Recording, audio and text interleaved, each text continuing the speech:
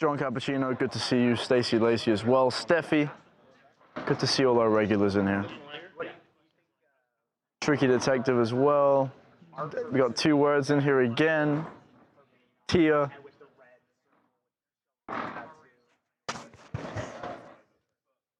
What's going on? Being told there might be an issue with my mic here. How about now, baby? How we doing?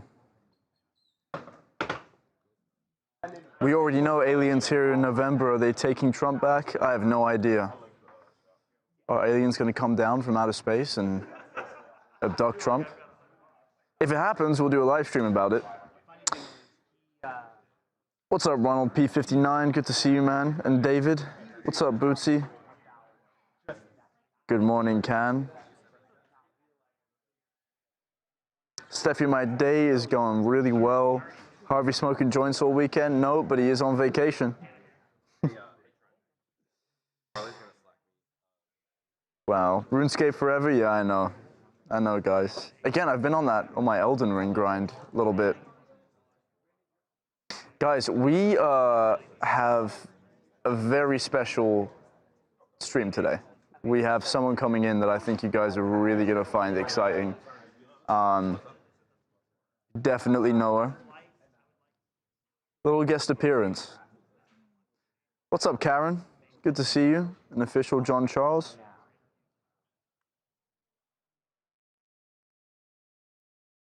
Grumpy Old Red's on his fourth monster already? My man.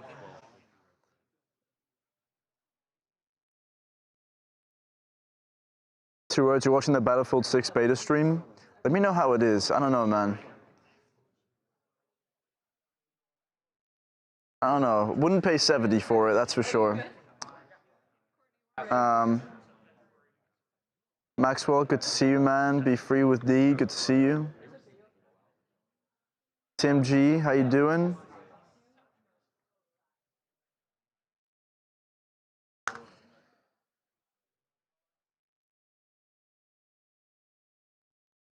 Good morning, Judy. Hints? You guys are gonna have to wait and see, honestly. But I think this guest is really, really cool.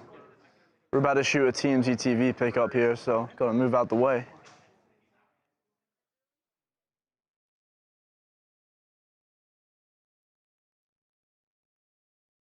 Out doing COD gaming numbers right now? Is it really? I don't know. Maybe I just have bad memories from 2042. The launch of 2042 was abysmal. Good game though. Could get a lot out of it, a lot of playtime. Good morning from Memphis. Good to see you here, Elaine. How you doing, Anna?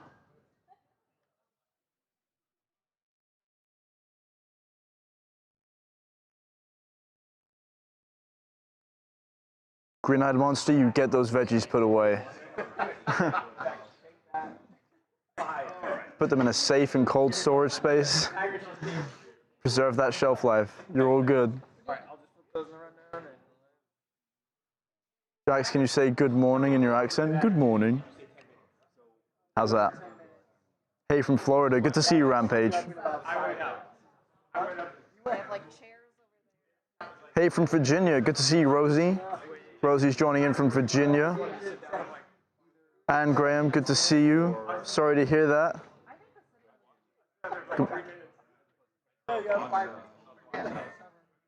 Stephanie Love watching from Memphis. And Joey from Alabama. All over the country. Do we have anyone out of the country, maybe? What's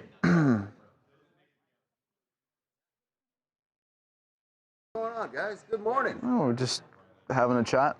What are we chatting about? Doing a little bit of teasing about who about Angela might White? be. Oh, wow. Okay, yeah, just let it fly, man. Well, there you go. I don't know. I thought you already did.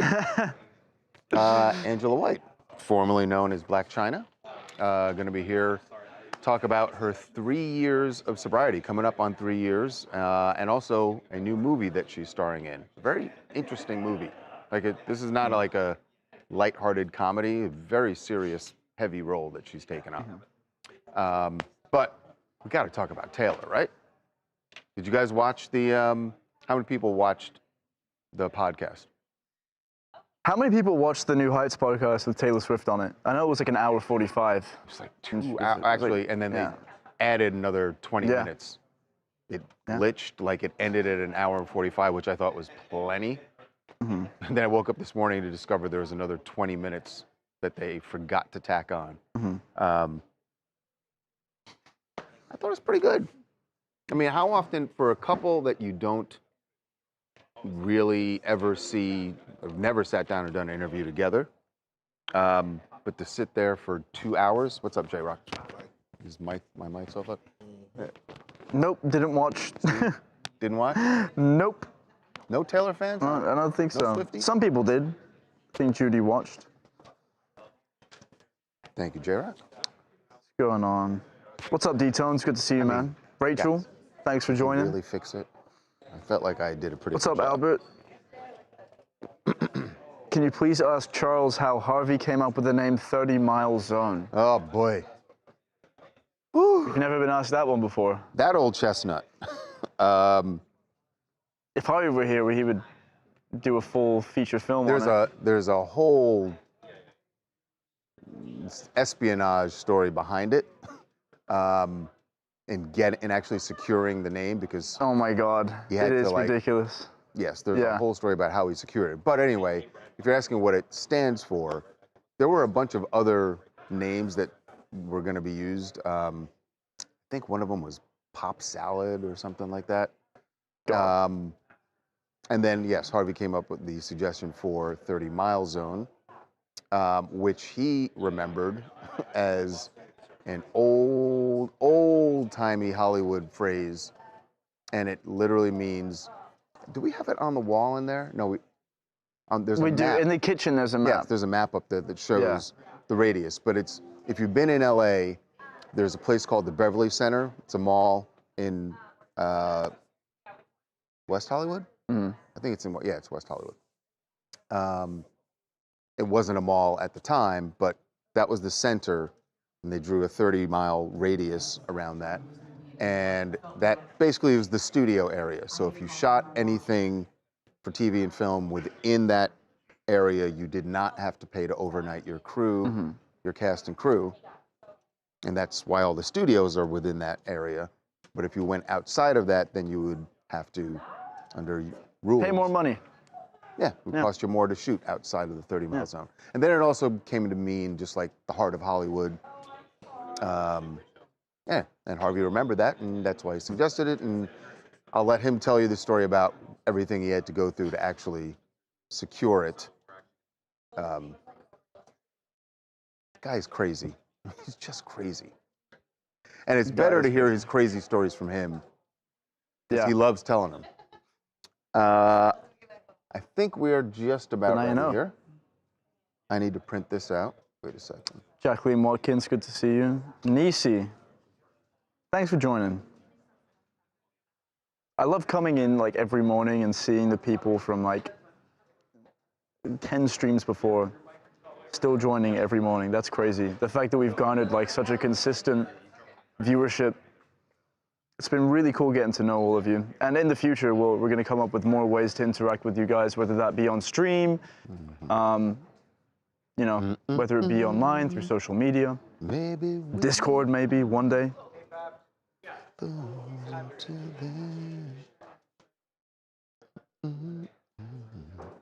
Player 456, good to see you again. Put that out? I did.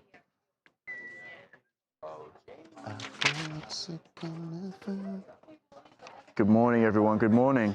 Summer Sunshine's watching from Redondo Beach. Good to see an LA local. Redondo, South Bay checking in? Ask when Harvey returns. I think he's back Monday, isn't he? He They're is. tired of you already, Charles. It's all right. What'd you get yesterday? Honey Nut Cheerios? Is that what they got you? Yes, Honey Nut Cheerios. How was that? It's okay. It's okay. Wow. If you got like real food, you would have been happier maybe. Tomorrow I'll get real food. Tomorrow? Oh, okay. Well, it's not going to be me. Guys, I'm off tomorrow, so you're not going to see me. I know. Now you're going to miss the big moment. What are they going to do without me? Miss the big moment.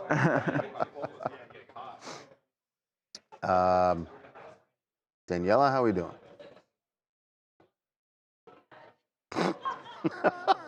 Harvey has did like really wanna know how. vacation errors that he does. Like he has vacation kind of peaks. I guess he'll have one. Like how often will he have one?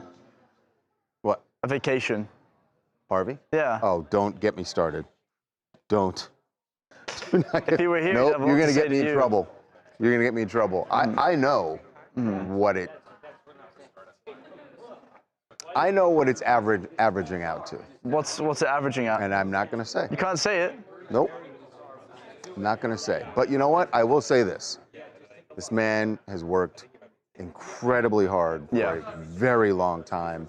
He deserves whatever time off he wants to take. Maybe you're saying that because he's watching the stream. He's keeping an eye on you. He's like, just for the record, he's just to such a state, hard worker. I said he is I have never met anyone in my life who works, and I've worked with some people who are really, really intense, hard workers. I mean, yeah. And then I started working with Harvey. Different level. Yeah. Question for Jackson. We're gonna potentially do this like a couple podcasts, right? Yeah. It's not like how we do TMZ. Yeah. All right, just making sure. Thank you. I mean, yeah, try and be 74 years old, getting up at 3 in the morning every morning, going to the gym, and then coming in and running a company. I mean, you can have a vacation every once in a He while. can have several vacations. And he does. He does. Yeah, he does. Oh, man. It's just a thing we do. We just we jab at each other about taking vacations. People have been. Can you clarify? I'm not rude to you. It's just banter, right? Oh, it's just banter. Just banter. Just banter. It's fine. Wink, wink. Honestly, it's how we all speak to each other in this office. Right, Bobby? Some people were in here like, stop being mean to Charles. It's respect your elders. It's just what we do. It's what we when do. you spend as much time as we do together in this office, you got to be able to just sort of poke a little fun at each other. Within be able to dish it and receive within the limits of HR, of course. Yes. We've all studied our HR handbook. Good morning, Tinkerbell. Good to see you. I mean, And honestly, where Teresa. you guys work, if you have an office or wherever you work, people make fun of each other, right? I mean, Yeah. I don't think that this office is Any different, from any other office. They might say except for the mess. But it's not our fault, guys. I've made some efforts to sort of clean up. Okay. There's much less paper over here. Oh, I count exactly 5 less papers There's much less than there paper. were yesterday. And even the paper over here. By the way, here's my bagel I didn't get to eat yet. So That's actually been there since 2 days ago. no, it has not. All right, there is a bug there. Okay, come on. Why are you showing that, man? Just showing bugs in the Whatever. office. There's a spider in here too. Like, guess what? We're in the natural world. There are insects. That doesn't mean anything. If Yeah. it's a cockroach, that'd be one thing. That's true. You know what? I have not seen a cockroach here once. Thank you, Jackson. In over a year of me working here, there's not been a cockroach sighting. So it's not that dirty, is it? Oh, chat saying they didn't approve my Friday off. Sorry, guys. Ooh, They're like, Sorry. we didn't say you could go. vacation canceled. All right, we are going to start with a little Taylor Swift. I got to tell you, we actually have some really interesting stories today, aside from the Taylor Swift stuff, which I do think is interesting because, again, we don't see celebrity couples sit and talk largely about themselves, about their relationship. And even though they weren't always talking about the relationship, you learned about the relationship. Yeah. We don't see that. Besides that, there is a $1 billion lawsuit in the offing that the First Lady is threatening against Hunter Biden. We're going to get into that. Got an update on Wendy Williams and the battle over her guardianship and this test that supposedly says that she is actually suffering from dementia. Well, her lawyer has got something to say about that. And like I said, Black China, Angela White will be here.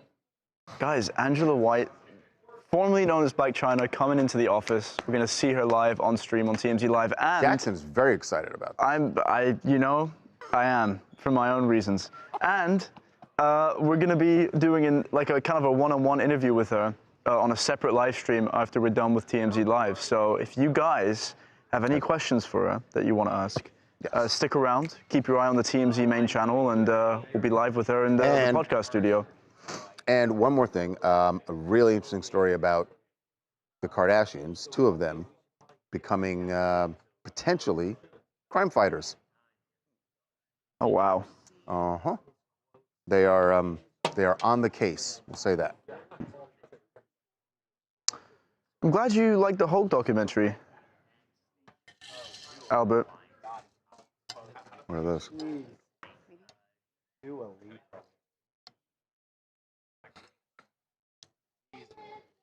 I will. It's a little I sense the local word getaway treat coming. She's almost beyond. this weekend. Do a poll on my day off. What would the poll even be? If I'm allowed to have one or not? These are going to do insane. I worry you guys would vote no. Yeah. As they say, slam it up. Yeah. Like these, you're looking for traffic, bro. These will be. Mouth is very dry today. Been fighting off a cold. Where are we starting, Daniela? Interesting and Kardashian used in the same sentence in 2025 is definitely unexpected.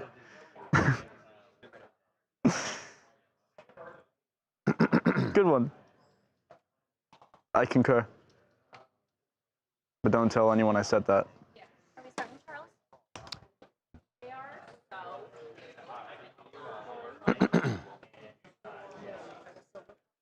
Yeah, exactly. There are big flying cockroaches in the Bronx, and you guys are. I'm What? reading. People are saying, "Look, there's a bug on your desk," and other people are saying there are bugs everywhere. Yeah. And people are saying there are flying cockroaches in the Bronx.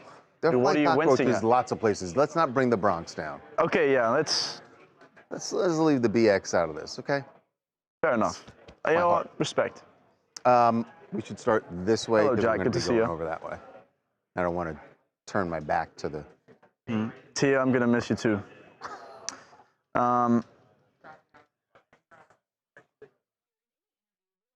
Was Charles a Hulkamaniac? Kind of. Never owned any gear. Never owned a shirt or nothing. But I was a fan, just a pro wrestling. You ever had a WWE phase when you were younger? I did. 1983. Damn. Dude, you say it out loud. All I said was 1980. Damn. Like 83 to 85, I would say. I'm sorry. You know. Okay, that was rude. That was definitely rude. Sorry. Wow. Let's start It this is kind of rage bait, I'm not gonna lie. I do it to see how you react. No offense to any of my 1980s babies in chat. All right, let's start facing this way because we're going to be going over here. Okay. Yeah, I had one WWE kick back in like 2008. You come over here. John Cena time.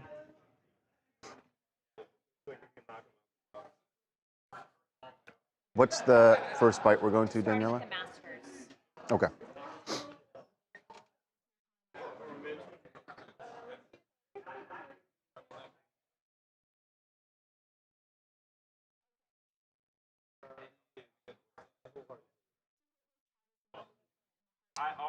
There we go. Welcome to TMZ Live. Taylor Swift and we just took a hit on our video, so we're going to start over.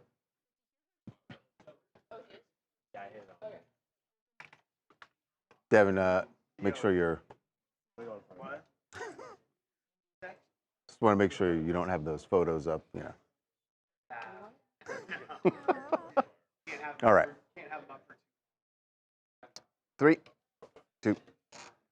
Welcome to TMZ Live. Taylor Swift and Travis Kelce have married their lives together. They're not actually married, but it is very clear from this 2-hour podcast that they did together where she announced her new album on the New Heights podcast.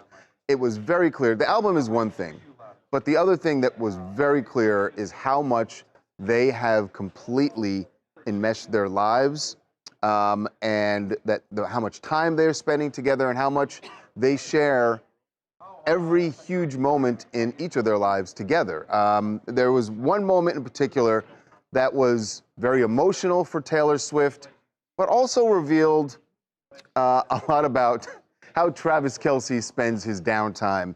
So she was talking about the moment when she found out that this was back in May, when she found out that she was getting her entire catalog back, that she was able to make this purchase from the group that had owned her catalog. And she got a phone call, got the news, and wanted to share it immediately with Travis. This is interesting not only because of her reaction, but Travis's as well. Check this out from the New Heights podcast. I get a call from my mom, and she's like, what do you? she's like, you got your music. And so sorry that it's literally been so long since this happened. Like, it's every time I talk about it. She was like, you got your music, and I just like very dramatically hit the floor for real. Like, honestly, just started a long time coming. bawling my eyes out. I knock on the door. He's playing video games. And I'm trying to say it in a normal way. And I'm just like, Like, oh no, what just happened? What just happened? and he's like, he puts his headset down. He's like, guys, gotta go. And I think he thought something was wrong. And you come up and I'm just like, I got my music back. And then just start absolutely heaving, Just dead crying. weight. Just dead weight. Oh my gosh, this is so good. It was very telling. Yeah. Like she I mean, the wasn't- fact that he's playing video games is hilarious. But you know what? He was very respectful. He stopped the game immediately. Guys, I gotta go. Yes, and glad he did could that. tell that there was something that was really important to her. I don't know. They didn't say it. They didn't say it outright that they are living together, but the It number of times that they seems- talked about these big moments and that they were together Right. in a house somewhere. It makes you think that they are living together, which is a really big deal because she's got so many places she has to be. She's always busy. He's always busy. But to have a home base together shows you how serious they really are. Yeah, that the relationship is very clear. If there were any people, and I don't know that there were any left, who thought that this wasn't A real thing. relationship, that is out the window. It's very clear. The only question now is, when are they getting engaged? Are Right. they already engaged and they're just keeping it secret? There was a part of me that felt like, as this thing went on, that at the end of it, they were just going to go, oh, by the way, that didn't happen. Yeah, and be like, oh, show the ring. Yeah. Or but- address it in some kind of manner. Yeah. But they didn't. They didn't bring it up at all. Jason didn't even ask. I thought Jason would be like, are you guys thinking about it? Yeah. But I mean, you could tell from the podcast they did together, which by the way was like a 2-hour long interview.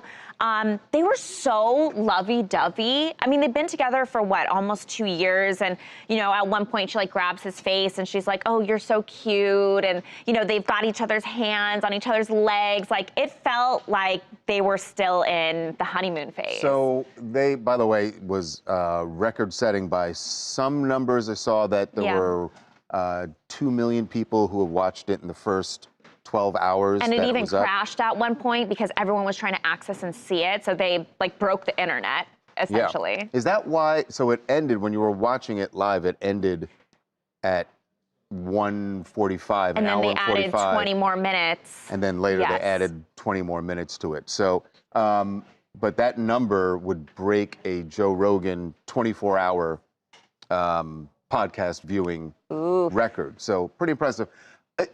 So obviously Taylor's, the large majority of those numbers are probably Taylor's fans. Swifties. But you got to remember that Jason and Travis Kelce have an audience of their own, and they tend to be diehard sports fans.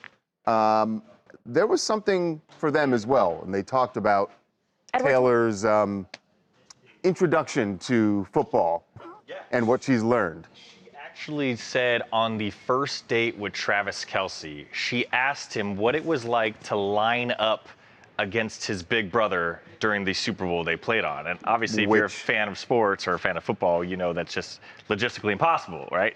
I know that, you know that, Right. Edward, but actually, and I discovered this morning, there are a lot of people who don't know that because they don't understand how that football works that way, And it right? went even deeper than that. She said she didn't know what a tight end was. She didn't know what a first down was. She didn't know what the chain gang was. I mean, this was, it was like literally no knowledge of football. She actually said she thought that Josh Allen, who's a quarterback for the Bills, and Jared Goff, a quarterback for the Lions, faced off and they just like rumbled against each other, and that was how football was played. Like she had no knowledge of the sport prior to But he Travis. did defend it and say that it was like really refreshing adorable. I that can he was imagine, dating right? somebody that Yeah. had no idea about football. And he did say too, like, looking in grammar school, you know, all of us are on the field together. So he's like, I see why you would think that.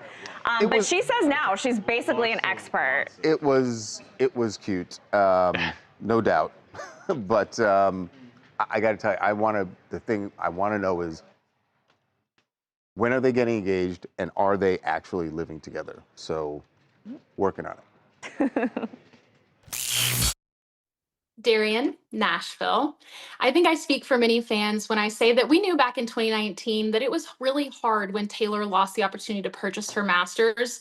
But to see her talk about that experience, especially hearing the news from her own mom and breaking down and crying on the podcast, was a whole nother eye-opening experience. And I know that we're all celebrating alongside with Taylor today. Yeah, there's a lot to celebrate if you're a Taylor fan. And I think a lot of some of the people who were haters of their relationship, you can say, hey, it got sappy or whatever, but, you know, it seemed genuine and it was cool. I want to play, there's one more bite, because this is the moment where she talks about when they first got together and that, you know, he went on on their podcast and he said, I really want to meet her, and he was upset that he didn't get to meet her at a meet and greet. And that actually meant a lot to Taylor, as it turns out. Oh, we got it over here. I don't have that clip. Oh, sorry. Like, I was in an 80s John Hughes movie and he was just like standing outside of my window with a boombox just being like, I want to date you. Yeah. Do you want to go on a date with me? I made you a friendship bracelet. Do you want to date me? Just I was come like, outside and meet me.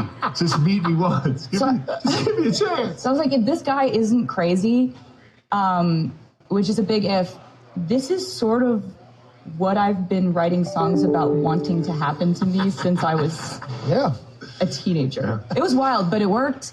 I'm glad it worked. I'm just circling back to New Heights to say thank you for this. Look at this. I'm the luckiest man in the world. Oh, boy. I love that. So one quick correction before we wrap it up here. That actually is not, she's referring to the movie Say Anything, which is a Cameron Crowe movie. It is not John Hughes, but you get the sentiment. Nice. Chrissy Days Combs says they shouldn't marry because of legal and cash reasons. When divorced, just keep the money and careers separate. Have a big party, celebration of togetherness in front of family and friends. That is a very smart person. You agree with that sentiment? Okay. Wow. There's the laugh. Listen, all I'm saying is, what? They're clearly, you don't need, why do they need to get married? They're clearly That's in true. love. Yeah. They can live together. They can have kids together. They can do all of that. They don't. Why have the to, like, certificate? as soon as they do that, If they get married, does Travis own half of her music catalog? No. Is that how that works? I No? mean, I guarantee there would be a prenup. Yeah. Actually, Yeah. you know what? Fine. Get married and just sign a prenup that sasays what's his is his and what's hers is hers, and that's fine. Yeah. Then you're not ever worrying about all the money and stuff like that. And it's just them Yeah. in love. People are saying, thank God Harvey's not here because he'd hate this. I was wondering that. I did think that while I was watching it. I think he wouldn't. I think he would have felt like, yeah, it got a little sappy. But I thought she. If you went into this as like a hater of Taylor Swift, I don't think there's a way you come out of it hating her. So Yeah. if you don't like her music, that's a different thing. But as far as her as a person, she seemed really genuine and like very down to earth. And she bakes a lot. Like She what? Bakes. Oh, All bakes. she does is bake. Oh. They talked for like 10 minutes just about sourdough and the different kinds of sourdough that she makes. So that's marriage speak, I feel like. She did talk about sewing. She talked about cooking. She talked about baking. Sounds like what you do when you settle down. I mean, that's Jackson. That's your vision of what settling down is. But what? Okay, am I wrong? What's your? It's a little dated. What's your vision of settling down? My vision of settling down is whatever makes each person happy. Aww. That's It nice. doesn't have to be like, oh, you have to do these things. No, I didn't say that. But if the missus is sewing up a nice but if hoodie, those things make her happy, you know, she's baking some nice sourdough, making a sandwich maybe, I'm not going to be opposed. What's wrong with that? There's nothing Charlie's wrong with looking that. at me like. There's nothing wrong with that. Jackson. Yeah, Jackson. He doesn't know what he doesn't know yet. Yes. I don't know what I don't know? Yeah. Oh, God, what don't I know? All right, you ready? Okay. Ready to move on? What are we going to next? Melania? What are we doing this? Going on. All right. Wait, no, we learned this is, we learned that's the that quicker this is way. the quicker route.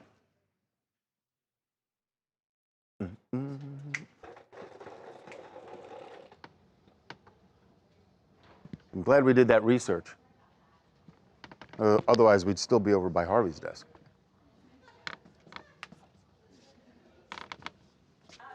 Oh. Yep, I was going to say you're forgetting something. There we go. Oh, I would love to see you kick that as hard as you off. can. So sorry. A little drop kick. Try it. I just feel you'll hit a light.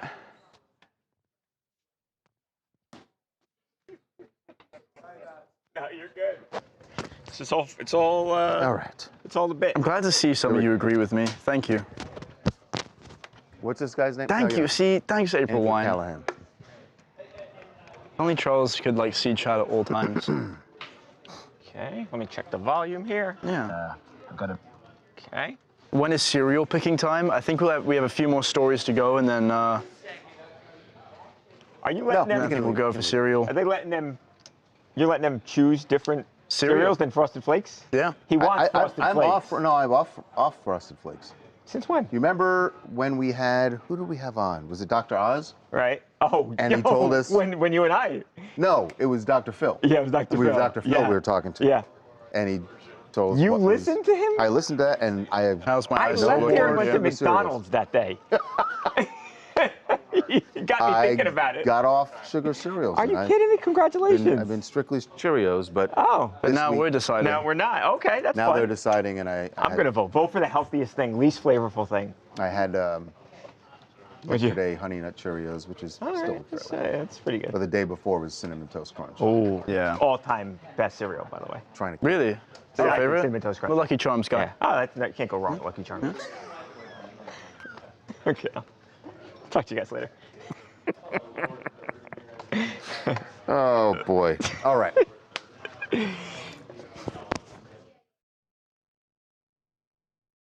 When it was earlier this month? Oh, last week. Okay. Yep, prenup is the way to go, for sure.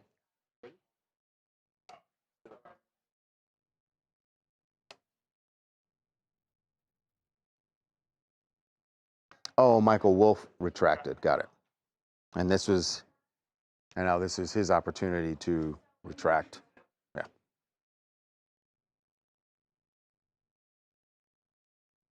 Three, two.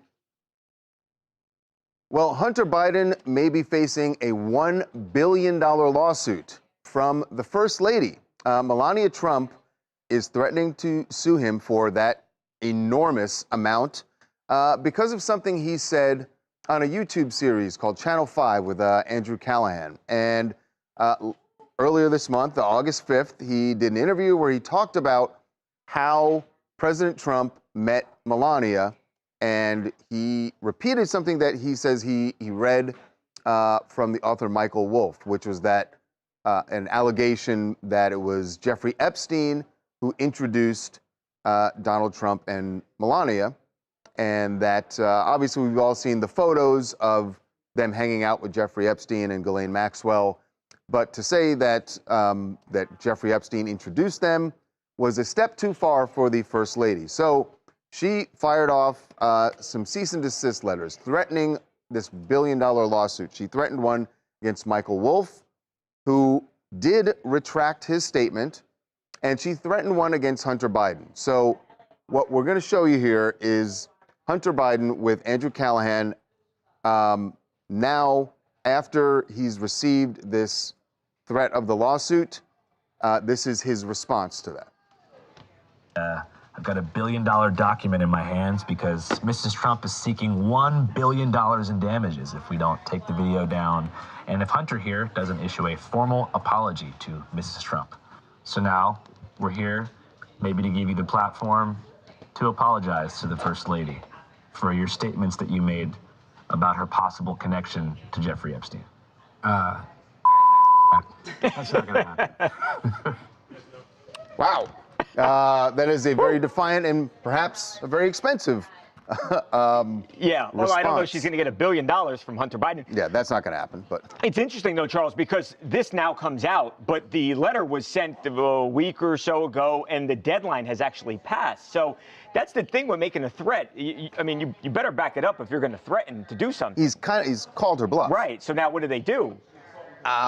Here's the thing, and I think this is the calculus that Hunter Biden was going through. She's not going to sue. Right, I agree. Because if she does, well, now that opens up a whole process where he's going to want all these documents. Right. And she doesn't want to go down that road, most likely. Even documents. And certainly her husband doesn't want him going down, down that road. Right, I agree with you with the documents. But just it being talked about all the time, does he really want to drag Jeffrey Epstein back into the headlines? He has done everything he can for the last 2 months to try and distract from the Jeffrey Epstein case and the file and the releasing of things. So now to fire off a lawsuit? I agree. It's very, very unlikely. I'm Suzanne Roxanne. I'm in New Mexico. And my first reaction to this was actually, I'm just surprised that Melania, it got under her skin so much, because I don't think anyone on either side of the political spectrum takes Hunter Biden very seriously. I also don't think there's going to be a defamation lawsuit, but there have been a lot of high-profile defamation lawsuits. So you never know. But what I think we're seeing here is it really got under Melania's skin. Yeah, obviously it did to send that threat. And look, it doesn't hurt to send a threatening letter. Maybe you get them to take it down. But if they don't, it does make you look a little foolish, and that's the risk you take when you send these letters. Yeah.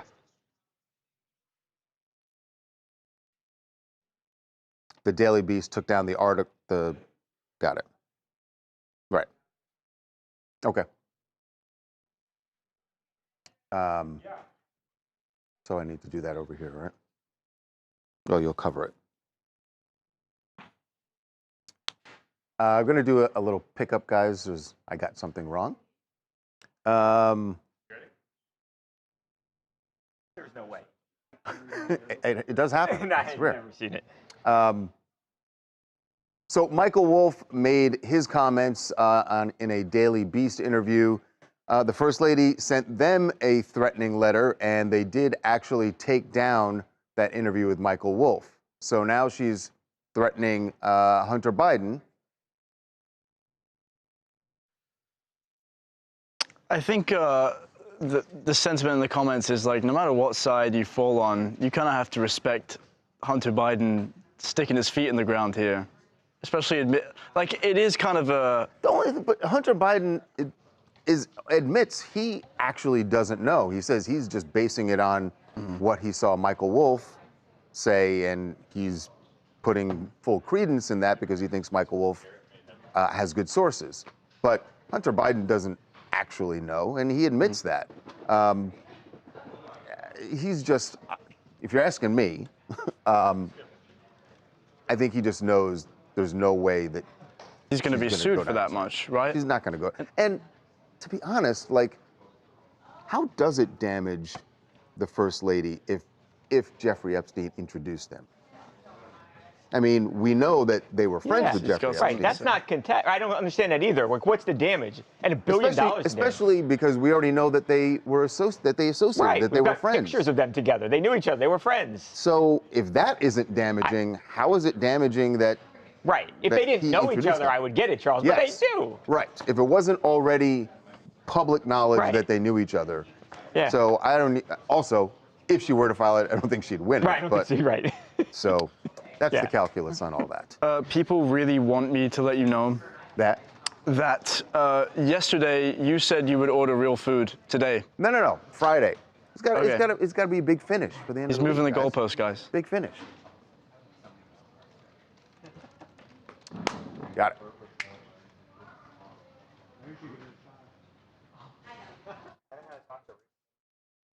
All right.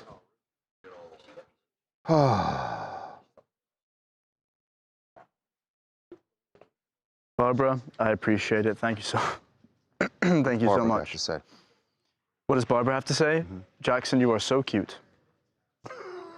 Don't lie, Jackson. Come read it. I want to see the proof. Of Okay, come on, read it. Barbara Straff. Is that what it said? Checks out, although he's cherry picking. Yeah, there are a lot of comments there. Yeah. This one says, Derek, you are an ugly. No, I'm kidding. You are a bridge troll. Go back. Got it. Yeah. Yep.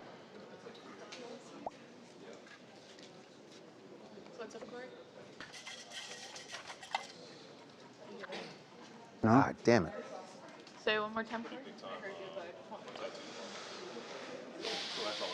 Like, on everything, he's as quiet as a mouse.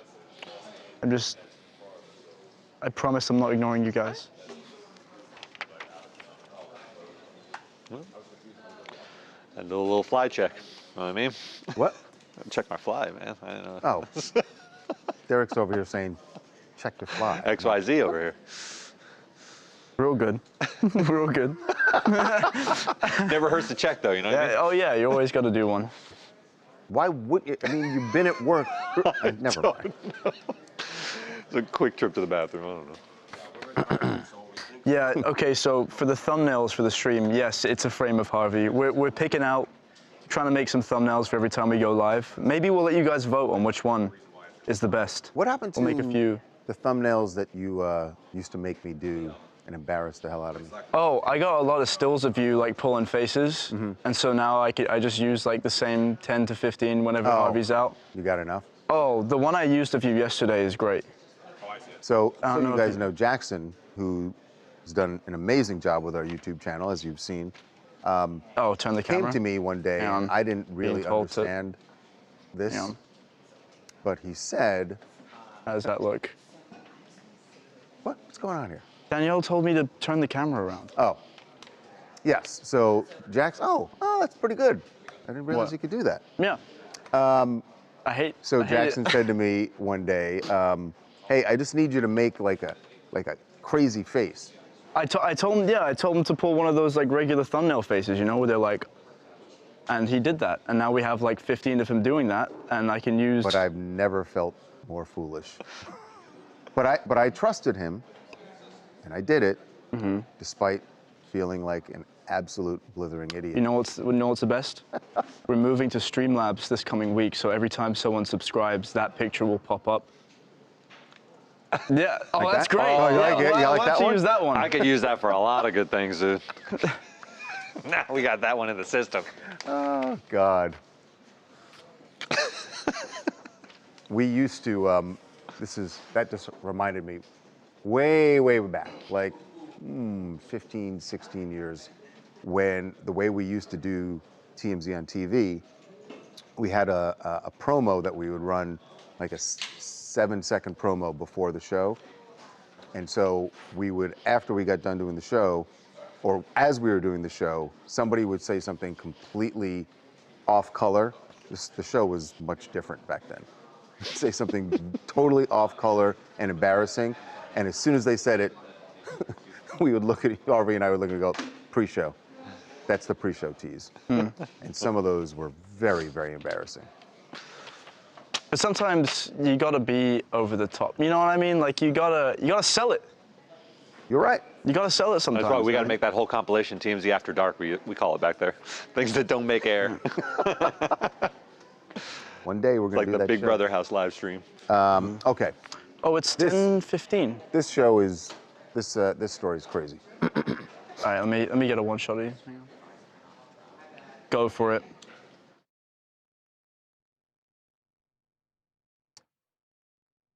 Priscilla Presley, Elvis Presley's widow, has been accused now of essentially killing her daughter, Lisa Marie Presley, just so Priscilla could gain control of the Elvis Presley estate and Graceland. This is a outrageous allegation that has been made in a lawsuit against Priscilla. And now some of her former business partners claim that when Lisa Marie suffered her cardiac arrest and she was in the hospital and she was on life support essentially, they claim that Priscilla turned off life support early just so she would end up being, because there was a legal battle going on about who actually will control the Elvis estate. And they are claiming that Priscilla made this move to win that battle, basically. The allegation is staggering, right? What they are saying in this lawsuit, this is someone named Brigitte Cruz and Kevin Fialco, and they've been in disputes with Priscilla for a long time, and it's been going back and forth. But what they say is Priscilla caught wind that Lisa Marie was planning to oust her from the trust and isolate her and take control of Graceland. When Priscilla caught wind of this, upon admission into the hospital with Lisa Marie, she basically took advantage of the situation, according to this, and pulled the plug just hours after Lisa Marie there. The insinuation being that Lisa Marie might have been saved or been on life support for a longer period of time, but Priscilla saw an opportunity. They say just a week after Lisa Marie died, but before her funeral, Priscilla made a comment where she said, "I'm the queen now, I control Graceland," something to that effect. Now, I have to say, I see a lot of these lawsuits, and that is a staggering, if it were true, obviously that is a staggering thing, and it is a staggering allegation to make if it's not true. Priscilla's attorney says this is wild. This is a fabricated lie. Yes, her attorney, Marty Singer, told us this in reaction to this lawsuit. This is nothing more than a sad and vicious attempt to falsely tarnish the reputation of an 80-year-old woman. Accusing a grieving mother of contributing to her daughter's death is not savvy advocacy. It is malicious character assassination and should be broadly condemned. These fabricated claims have absolutely no validity. And Marty Singer is a bulldog. He's a zealous advocate for his clients. And sometimes you say, well, I don't know if he's going overboard. If you don't have the goods on an allegation like this, saying that a mother pulled the plug on her daughter, it's vicious, and I agree with them. And the allegation goes even further. They said that she intentionally turned off life support before Lisa Marie's daughter, Riley Keough, could arrive at the hospital because she knew that Riley wouldn't let it happen. And by the way, they also say that Lisa Marie had signed a directive to get life-saving measures. Yes, and so, you know, I have to say, like, if you don't have the goods on something like this, it does seem quite vicious to me, and I would have to see. We don't know. If they don't have the goods, I would fully expect Priscilla to file a lawsuit. And one reason you have to question this is this happened a year, you know, in 2023, Lisa Marie passed away. Right. So now for this allegation to come out, which is wild and says that Priscilla might have pulled the plug. Well, where was this before you guys got into a legal dispute? That's why my antenna go up and sort of question it. Right. Hi, I'm Jules from Long Beach. This is just hard to believe as a mom that she would do this. It just seems like it's horrific. Like, what type of mother would do this? And I hope that she's happy now that she got what she got. Yeah. By the way, Riley thinks it's disgusting as well. She told us that she stands with her grandmother and does not believe anything that is in this lawsuit. All right. Wow. Okay, so a few things. First of all, a lot of people don't know about this Lisa Marie Presley story. give a little bit of background, and I'll read off some comments for you. So for the people that do know. So Lisa Marie Presley, who is Elvis's only daughter, only child, she was in line to obviously control the Elvis estate. The battle was that there was a trust, and that Lisa Marie was supposedly going to remove Priscilla, her mother, as one of the trustees, and that Priscilla. The allegation in this lawsuit is that Priscilla wanted to make sure that she was still going to be a trustee, and so when Lisa Marie died, then Priscilla would be the one who controls Elvis Presley's estate and Graceland. As it stands now, Riley, Lisa Marie's daughter, if you guys know the actress Riley Keough, that is Elvis's granddaughter. A lot of people may not know that. But Riley is the one who controls Graceland and much of the Elvis Presley estate. So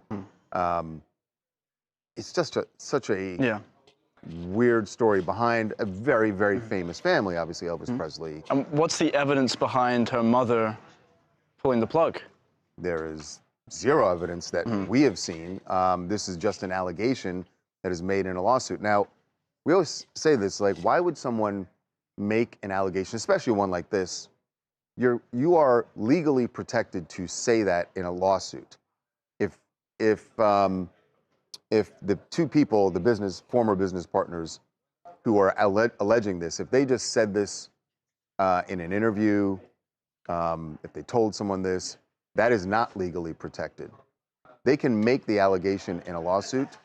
Now, if that lawsuit, they lose the lawsuit, and or the lawsuit is dismissed or settled, well, now they have run the risk of Priscilla suing them for defamation, because it is outrageous. Like one of our chatters says, whoever is making allegations about killing someone, especially her daughter, should be very careful, because those could be terms for a lawsuit.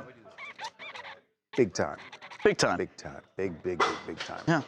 It's also, on a personal level, an interesting story for me that we were covering. I grew up, and I know a lot of people have mixed feelings about Elvis Presley, but I grew up, my mom loved Elvis Presley, loved. So every weekend, that's what I heard playing on the record player. Stacked Elvis Presley LPs that would play over and over and over. You guys ever been to Graceland? Anyone? Do you know where Graceland is? It's in Tennessee. It's in Tennessee, huh? Memphis. Wow. No, I'm not aware. Never been. I wonder, I don't know, if you're not an Elvis fan, is it interesting? Probably not. You know. I've never met anyone who isn't an Elvis fan. Not a fan as in like you're fawning over him all the time, but like everyone likes Elvis. Not everyone. Well, I feel like it kind of falls in the same bucket as Frank Sinatra. It's just classic. You don't think so? You're the music guy. Yeah, I guess it does. Frank Sinatra and Elvis. I guess that. Yeah. I think they're both different kind of music, have performed together before, and I think are on the same level of like legendary status in music history. I mean, one's the king and one's the chairman. Who's the chairman? This is controversial. The chairman of the board. Are you saying Frank Sinatra is the chairman of the board? That's his nickname. Really? I didn't name him chairman of the board. And Elvis is king? And Elvis is the king of rock and roll. Okay, fair enough. But I prefer Sinatra. Again, I didn't Elvis. name him that either. And I didn't name Michael Jackson the king of pop. And I didn't name. That's all I got. What? James Brown. Right? Godfather of Soul. You got to show. Anakin just embarrassed himself. Why bring it up if you don't actually know it? He said. I didn't remember the James exact Brown, title. King of Soul. Godfather of Soul. The Godfather of Soul. Same thing. It's not the same thing. It's the same thing. Where are we going? So wait, so Elvis is the king of rock. Yeah. Interesting. Oh. He was just on a transatlantic flight. It was a little messed up. Hey, Jim. Could I get some water, please? And I also think our guest is here. Our guest's here. All right. No. Water, please. Jesse. Juicy. Sorry, should have brought it over. You can show her. All right, guys. It's Angela walking in the house. There's our guest. Will be joining us Jamie, soon. You're going to go over and say hey, or? I heard Jamie. Jamie was reading an email. Must be something about Jussie Smollett, but he used the Dave Chappelle. It's, by the way, it's in my head that way also. If you guys know that Dave Chappelle did it's the greatest skit stand-up ever. special where he referred to Jussie Smollett as Juicy Smollett, and now that's always stuck in my head. Anytime we do a Jussie story, I have to tell myself, don't say Juicy Smollett. The best part of it is when he's mimicking the two cops, right, in Jesse's apartment. He's like, oh, you were out in a polar vortex. Go s'more out in the polar vortex, getting a sandwich. Okay. Thank you. I love Dave Chappelle. Pullouts? No. Great interview with Brooke Hogan last week. Thank you. I did nothing to facilitate that, but thank you. I filmed it.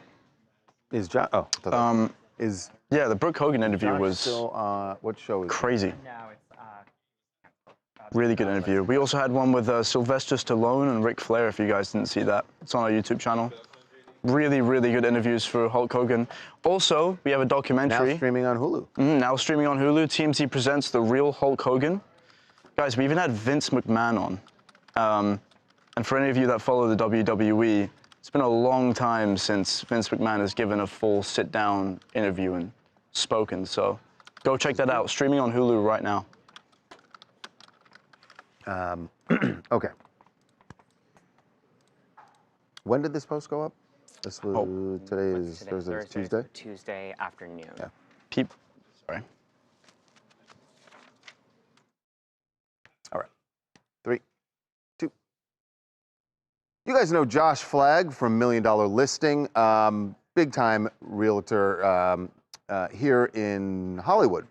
Well, listen, all the people in real estate do something when they have a big sale, when they sell a house, or if they help a client buy a new house, they post it on social media. It's just what's done in the business. Well, Josh Flagg had a big $5 million deal this week that someone that he decided, or someone in his office decided, to share on social media.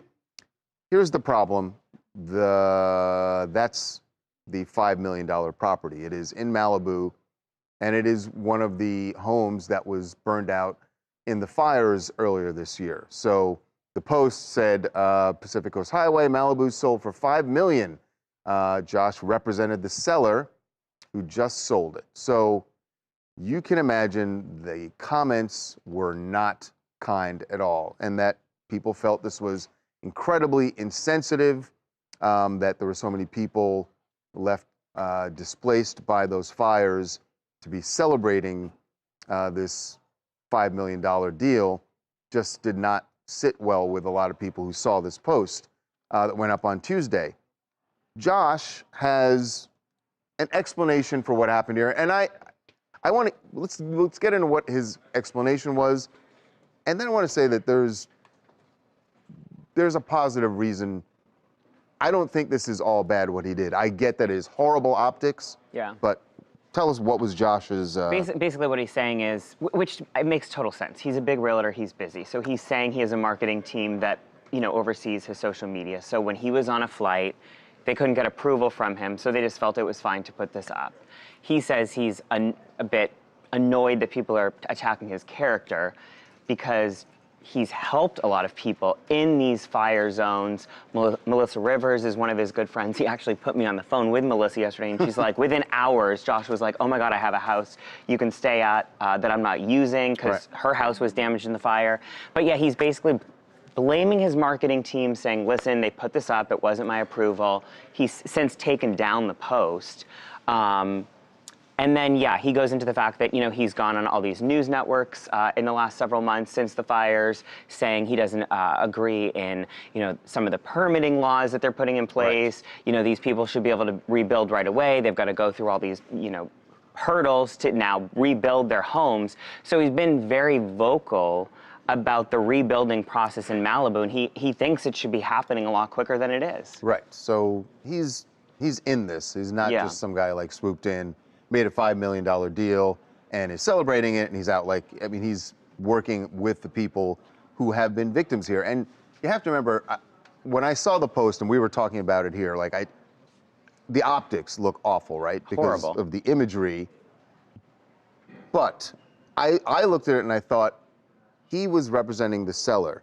He's helped those people, right? They were clearly victims in the fire, and now they are left with a beautiful lot. It's right on the ocean in Malibu, but what are they supposed to do at this point? Well, he's helped them get $5 million for that, and so he's done a really good thing. I agree that the post celebrating it is not necessarily in the best taste, but the marketing team probably thinks, hey, we want to show people what Josh can do to help people who've been victims here. Right. And so I imagine that's why they put it up.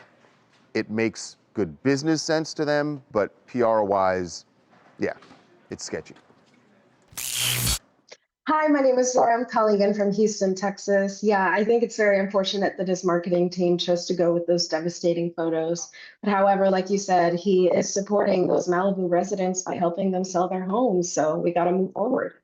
Yeah, the victims of this, a lot of times, you can get insurance money and you can wait and hope that you can rebuild something, or maybe you can't afford to do that. And the best thing is to sell the lot that you have, get as much money as you can, and move on. And clearly, that's what Josh has helped at least this family do. We dropped a poll saying, was Josh's post insensitive? And it was, well, what 85% said what? Well, it makes insensitive. It makes you wonder if the comments would have been less attacking of him if it was, because my initial thought was, okay, I get why people are upset, right? Because the rubble is still there. Right. So if it had been cleared, like an excavator came in and removed everything, and it was just an actual dirt piece of land, would people not have reacted this way? They wouldn't. And been saying it's horrific. They would not have reacted that way. It's the image of the burned out building. Not cleared yet. Yeah. Yeah. And I get why that's upsetting to people. What did the poll say? Almost 50-50. Really? Yeah. Yeah. I am impressed. Really? Bravo, internet, for actually seeing the nuance of something and looking beyond just the imagery. Mm-hmm. I get that most things on the internet, people they look at try to see the the negative image, they look at a headline, and that's it. But you got to look a little bit deeper. Mm-hmm. And true. This was not a bad thing that Josh did. Not a great thing the marketing team did. You're being proposed to in chat. Oh my God. All right, cool. There you have it. Josh Fox's entire team in his office is just okay. Taking part in the poll. His whole marketing team is Does trying to someone get have some notes to bring out for me? I need the name of the movie. All right, guys, we are going to talk to Angela White, formerly Black China. We going to her, or is she coming to us? What's that? We going to her, or is she coming to us? We're going to do the interview over there. I'll meet you over there. Oh, whoop. All right, guys, we're going to go and say what's up to Angela White, formerly Black China. Let's see.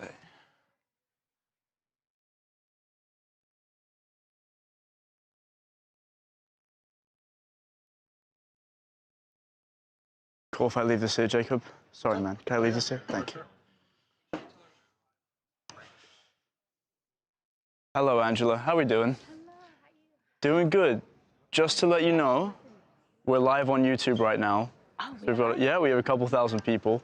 Hello, watching how you. you guys doing? Very excited to talk to you. Charles is going to be over momentarily, but yeah, I just wanted to, Hi, you two. of course. It's Angela White here, about to kick off our 30-day sobriety challenge. Mm-hmm. Talk more about the movie, Pardon Me. So I'm excited. How do I look? Let me know in Looking the great. comments.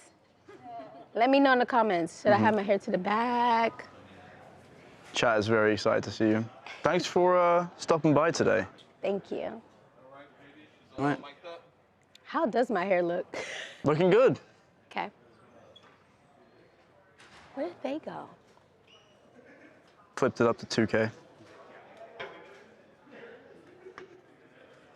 Back to 1250. And then I have to step into the picture and ruin it. No, never. Nice to meet you. How you doing? Nice to meet you too. Nice to meet you in person. I think In we've person. spoken on the phone a couple Yes. times, but Yes. all right. to actually be here. All right.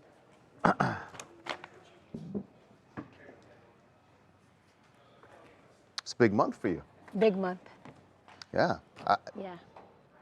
I was watching the trailer, and this is a heavy role. Super. It Yeah. is heavy. It is heavy. How am I but it's feeling? good though. I was glad that I was picked. Yeah. Very impressive. Thank you. Are you gonna watch it? Yeah, watch the full movie? Yes, absolutely. Okay. September 14th. So September 14th would be my 3 years of sobriety. That's going to be 3 years of sobriety. Yeah. So I start my challenge tomorrow. So if for a person that's newly getting sober, it'll be their first 30 days, and it's a countdown to my 3 year sobriety. Oh. We're falling apart over here. There? Yeah.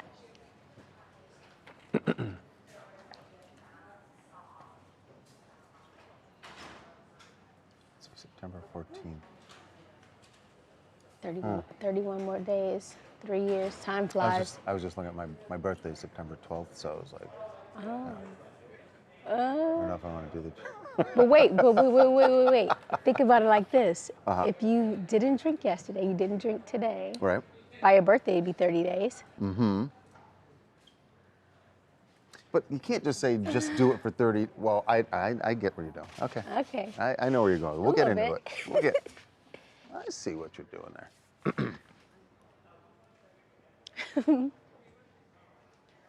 We ready? Okay. Can you grab my PO? Welcome back to TMZ Live. I have I don't want to insult Harvey too much, but a far better looking co-host with me for this particular segment. Angela White, formerly known as Black China, is here to talk about a couple of big milestones in your life. Yes. One of them being your new movie that is coming out and a very intense role that you are playing, but also more immediately, this challenge that you have, a 30-day sobriety challenge. You have been sober now almost 3 years, right? Almost 3 years. September 14th will be 3 years of my sobriety. That's congratulations. Thank you. You get congratulations even if you haven't gotten to 3 years. To be to this point is a big accomplishment. Thank you. What was the reason when you decided that you were going to go sober? What was the reason that you made that decision? It wasn't a reason. Of course, it was a reason for me to get sober. I needed to better my life, and being once I got baptized and I started to feel the convictions, because it's not just you get baptized and then you just live your life. You have to read the Bible, and I really started to reflect and see like, okay, I'm not okay and I'm not healed. And once Jesus delivered me, because I got delivered from alcohol. Because a lot of people, once they do start their sobriety journey, which they will, like you'll see like, okay, now it takes you, but also too, it takes your spirituality too, to get you all the way through it. Did you feel like you were actually physically addicted to alcohol? Were you, in other words, were you an alcoholic, or were you just making a decision that you felt like this was better for your health and your spirit? So for me, I was a binge drinker. So in my mind, I didn't think that in my mind, I thought that an alcoholic is you wake up every day and you have to have a drink, you have to have a drink. No, but also to people that binge drink. So if you binge drink Friday, Saturday, Sunday, you're still considered an alcoholic. And as I started to really dive deep and see all the harmful things that it actually does to the body, it's a lot. It affects every organ inside of your body. Did you find yourself looking back at any of the videos over the years? I mean, look, we had plenty of them. We've seen them on your reality shows where alcohol was clearly involved. Yes. And did you see those things? Was that part of the process where you went, oh, this is not a good look? Right now, for me, looking back at it, I'm like, wow, I came so far. So I do have that luxury of looking at the things that I did in the past to really compare and see how far we come. Because sometimes we'll get to a certain point and we don't really start to congratulate ourselves as much as we would in the beginning or how we started. And it's like sometimes we got to take a step back to see like, wow, you really did come very far. So you now have this 30-day challenge. Yes. Explain what that is about and how you think it can help people, because a lot of people struggle with this, whether they are, like you say, binge drinkers, whether they are drinking every day and have actually been diagnosed with alcoholism. How do you get started down the road to sobriety? With sobriety, the first thing you have to do is take accountability for yourself and sit yourself in solitude, because a lot of times when it's too much noise, you really can't really hear the inner voice that's inside of you. And with the 30-day sobriety challenge, it's tasks that's in there, it's scriptures that's also in there that's going to really help you dive deep and see what it is. Because a lot of times we do things and we don't know exactly what the triggers are. Because everybody, we have triggers, but what are the coping mechanisms that you can do to overcome that? And I know within my 30-day challenge that people will find it. So the 30-day challenge, this is counting down to your 3-year anniversary? Yes. So it'll be their first 30 days if this is their first 30 days, and then it's a 30-day countdown to my sobriety. Okay. Of 3 years. So when you get to the 30-day point, for people who want to do this, right? You're telling the idea is just be sober for 30 days. Mm-hmm. But really, it's not just take a month off. Is the idea here that once you take the month off, you'll realize, oh, I don't actually need it? And you're gonna feel so much better. You're gonna feel so much better, and then you're gonna keep going, and then I'm gonna keep going with you. But it's one day at a time. Also, too, if you do start the sobriety challenge and you do fall off, just go back. It's been plenty of times where I started my sobriety and then I fell off, and I'm like, ugh, just keep starting over and starting over and starting over until it finally sticks with you. How is this, so during the challenge, are you gonna be posting stuff? Are you gonna be sort of coaching people? Yes, I'm gonna be doing, it's a daily post that is on IamAngelaWhite.com.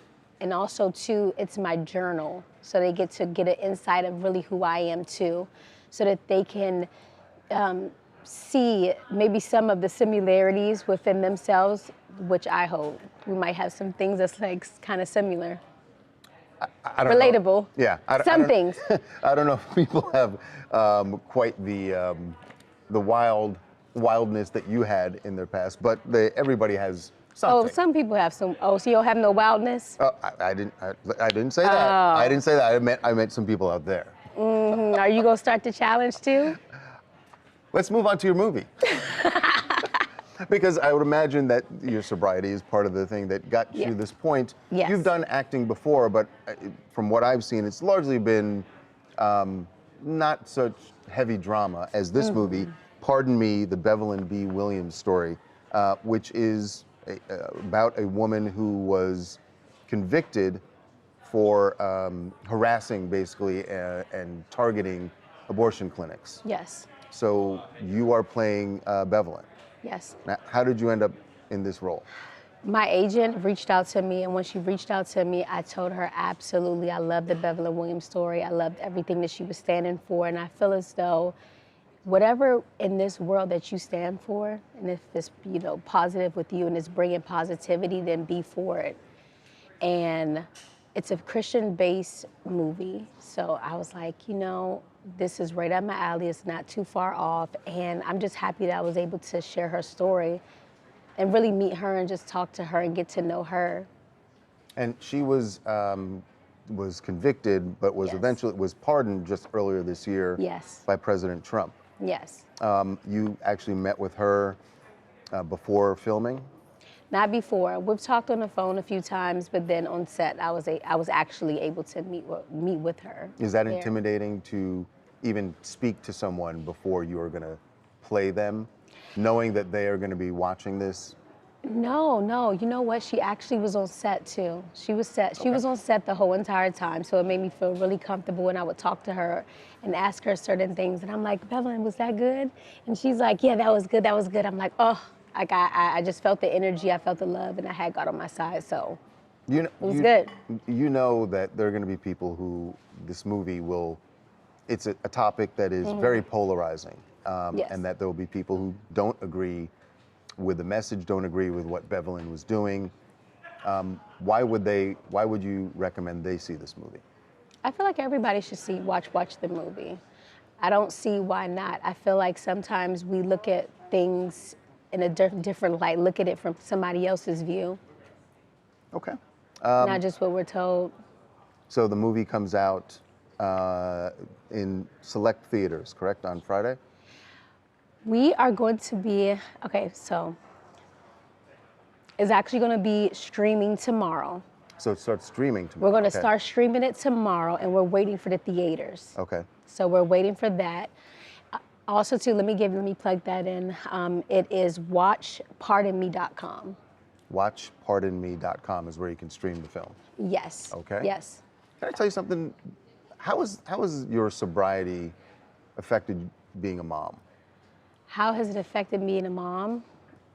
In every way, But I will say with the binging, it was, when the kids were gone, it was up. Right. So to them, it's the same, but for me internally, because I know, like, I'm just way more aware. I don't have a nanny, I'm doing it by myself, and I'm just really, really, really focusing on myself and the kids, and that's really it. And business, and films, I have to say, and music. We've spoken to you since you started your sobriety, but not in person, face to face like this. I can see there's a big difference in the person you are now from the person we were covering 5 years and way back before that as well. Yes. And you look amazing, and Thank you you. clearly feel amazing. Thank so you. congratulations. Thank you. And if you want to, join the 30-day challenge, If you you can want do to, that. you guys, if you're looking to get sober, come join me in my challenge. It's my 30-day countdown to my 3 years of sobriety. Go to IamAngelaWhite.com for more details. And thank y'all. And I love you guys. Excellent. I'm so happy to be here. Thank you. We're really happy that you came in, Angela. Me too. All right. So you guys know, Angela is going to do a live stream once we're done with the TMZ Live. I was told we're not going to be able to slot that in. I don't think we're going to be able to fit that in. No time? Unfortunately, no time. Busy woman. No. She's a very busy woman. Very busy. Do we have a couple Yep. questions now that we can, if anyone has anything that they want to? People are asking, like you said, you were delivered from alcohol in your words. Yes. Your journey, not only from the sobriety standpoint, but since the beginning of your career, you own a lot of variety of cosmetic businesses. Now you're starring in a movie. Yes. What is it like to look back now, being where you are now, at your trajectory of success? It feels promising. It feels promising? It feels very promising. Does it feel real? It does feel real because I'm actually doing the work. Mm-hmm. I'm doing the work. I'm doing it every day. Every day I wake up, I try to be the best person that I can. One of the things that I live by is like, do what you can today and worry about the rest later. And that's the only thing that we really can do. Mm-hmm. I agree. Yeah. Well said. Thank you. All right. Do what you can. Do what you can. Yeah, do what you can. Each day, try to be a little better. That's it. That's the only thing we can do. Mm-hmm. And if you don't reach the goal, doesn't mean that you're a one failure. bad day. Yeah, one bad day doesn't Mm-hmm. make a bad life. That's true. How many days? How many bad days? We've had a few. We got some time to make up. Oh my gosh. Got it? Really?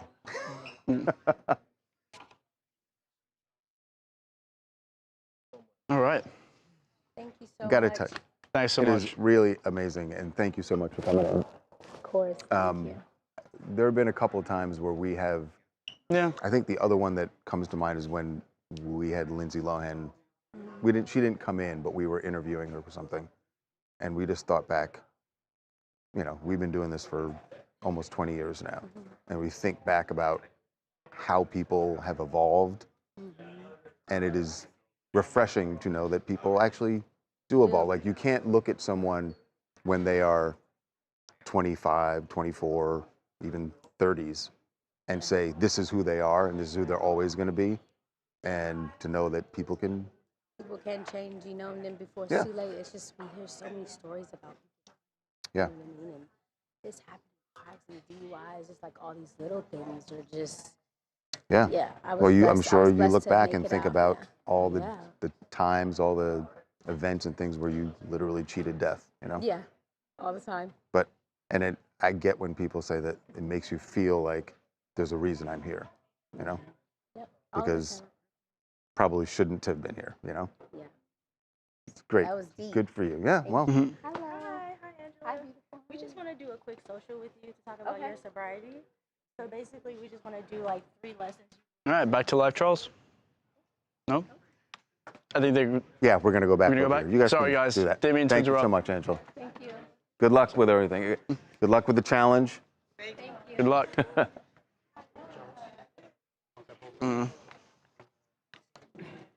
Yes. Yeah. Chat, those are the moments I need you guys to come in clutch, you know? I got Black China sitting right there. I got a bunch of people talking about how Charles and her are gonna get married. I can't say that stuff. Give me a good question, guys. Like, what was your favorite school subject? I don't know. There's some comments in here I couldn't read. But no, yeah, great interview. Got really interesting, really moving. 3 years of sobriety. Not a lot of people can do that.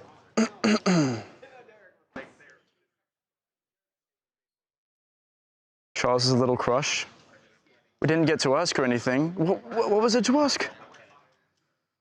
You should support her and have no alcohol at your holiday party this year. Rain check. We're gonna get to the Mattel versus Ken interview in a second.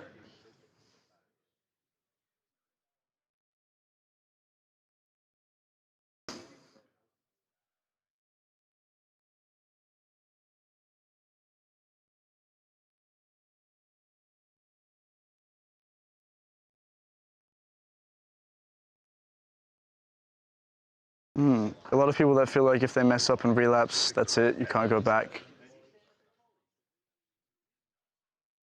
I agree, Ione. Grumpstar says, is Charles gay? Not to my research. Dominique Acosta says, inspirational, I agree. How much do I drink? I don't drink. On a serious note, I'm happy for Black China. Yep.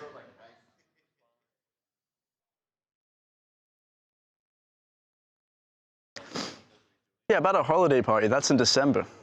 Her 30-day challenge is ending in a couple of days, you know? So, fortunately, the calendar doesn't line up, you know? Won't be able to cut alcohol out of the holiday party completely. Does Harvey drink? No, he doesn't drink.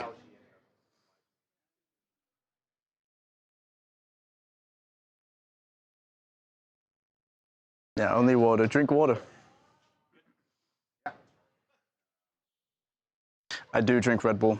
I have an issue with that.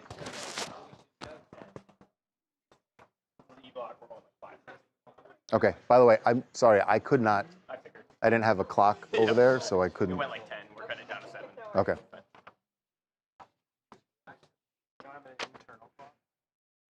Shut up, Devin.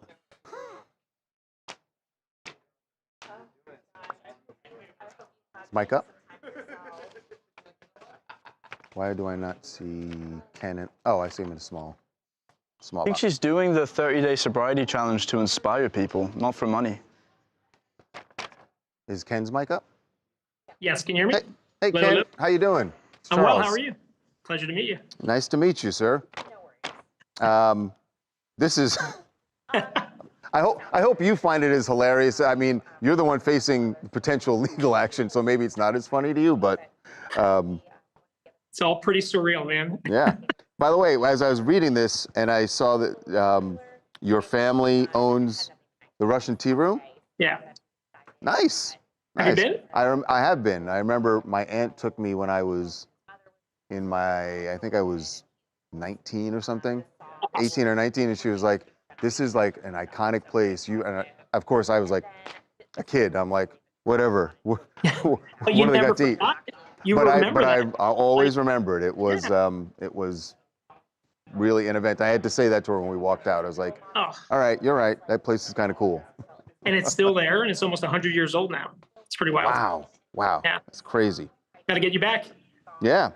I was gonna say you could do a podcast episode from there, but Mattel might be waiting outside. We could do caviar with Ken. I don't know. We'll see.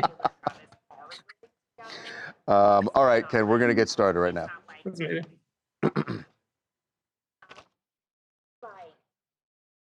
Nope, I'm good.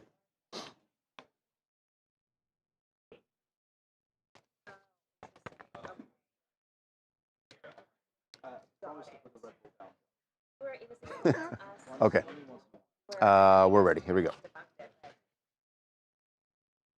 So this is absolutely a story of David and Goliath, of a corporation, a massive corporation, trying to shut down the little guy. But do they have a case? So what we're talking about here is Mattel. They're the Goliath.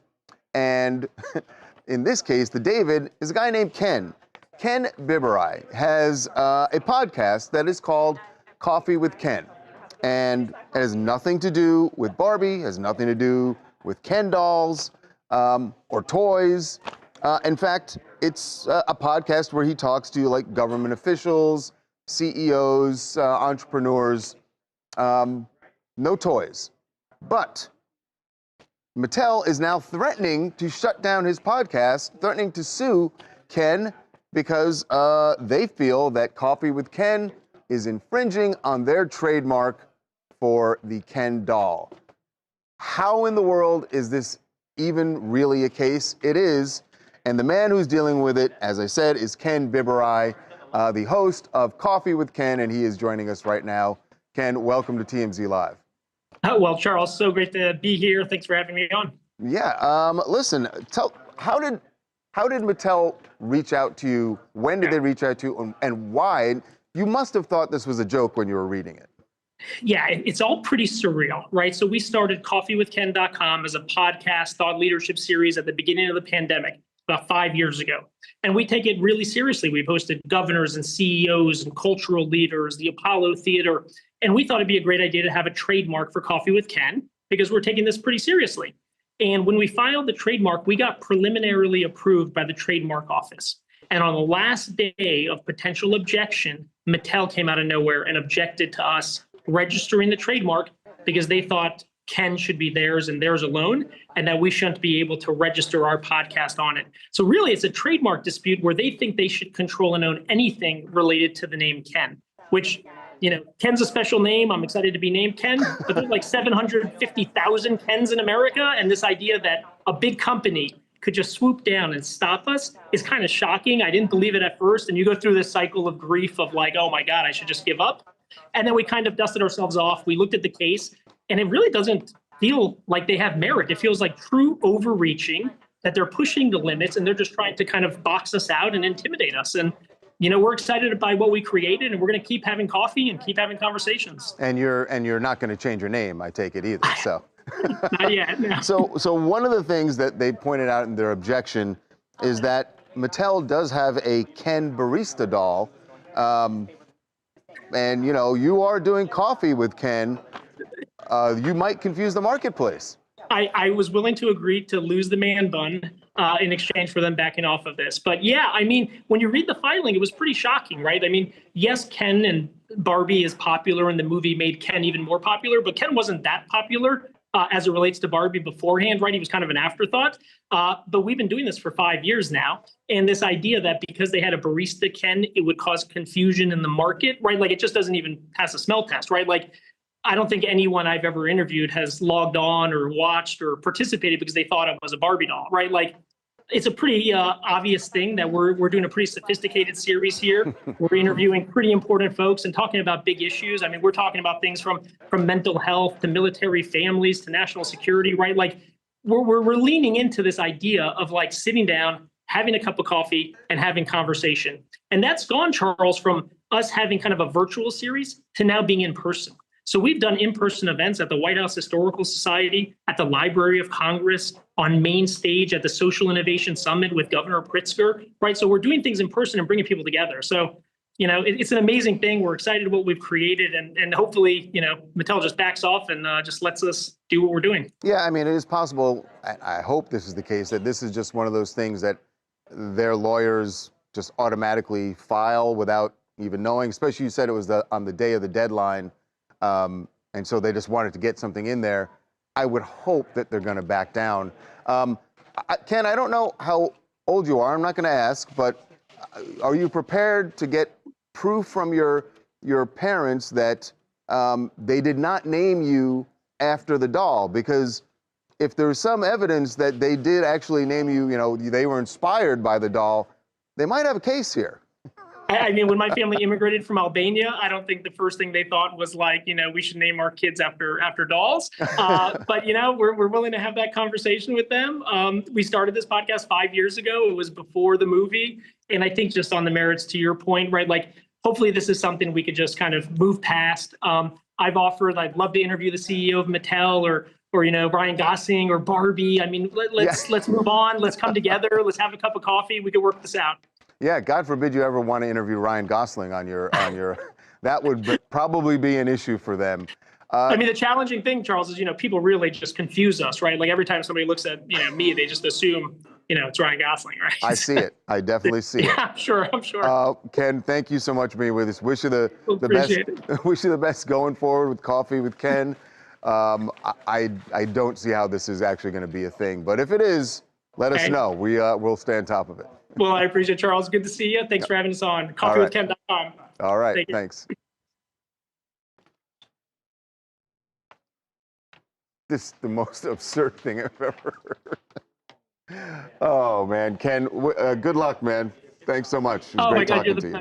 So nice. And look, keep in touch. I mean, like, you guys have my contact, so let me know when you're in New York if you want to hit the tea room or something. I will. I would love to come back in. Yeah. And just don't do any side-by-sides of me and Ryan Gosling. I mean, yeah. Oh, by the way, Ken, great. Now the whole control room is like, oh, wait, we want to go to the Russian tea room. Great. You should do your holiday party. You know what? I'll take Harvey's card. It'll be fine. Yes, exactly. That's amazing. Well, look, thanks so much. Pleasure to meet you. Thanks, Ken. Appreciate it, guys. Thanks. All right, I think we're going to go down for about 45 seconds here for a battery swap. Battery change, and then maybe I need some water. I don't know why I'm really, really thirsty. Knock out some cereal for you.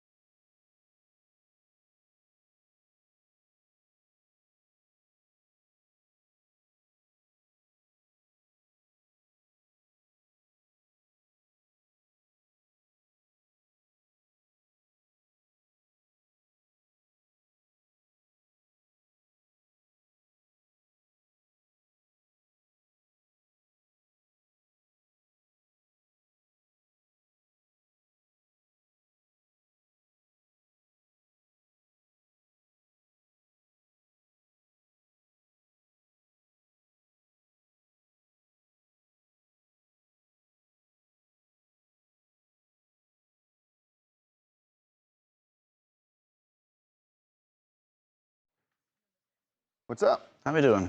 We're back. What is Amy's?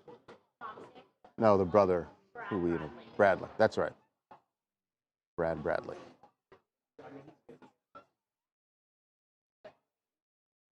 I don't know what that was. Just let me know when it's cereal time. Oh, yeah, we got to go do that real quick. I got All some right. water. Cereal time. Get ready for poll, Jen. Time to decide on Charles's cereal. Which one are we cutting out today? You had Honey Nut Cheerios yesterday, right? I did. All right. Do you want those again? No, I think we should take that one off.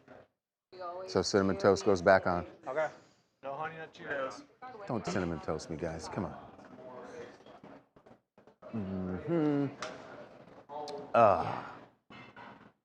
So, just to catch up if we have any new viewers today.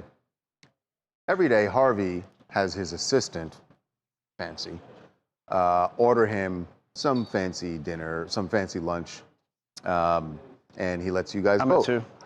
I am not so fancy. My lunch is here. I simply have a bowl of cereal. It's really just about calorie counting, right? Just trying to keep my girlish figure. Yeah. Nothing screams fit like a bowl of Frosted Flakes. It's minimal intake, right? It's all about lowering your intake. So here are our options. And Honey Nut is out today because Honey Nut won yesterday.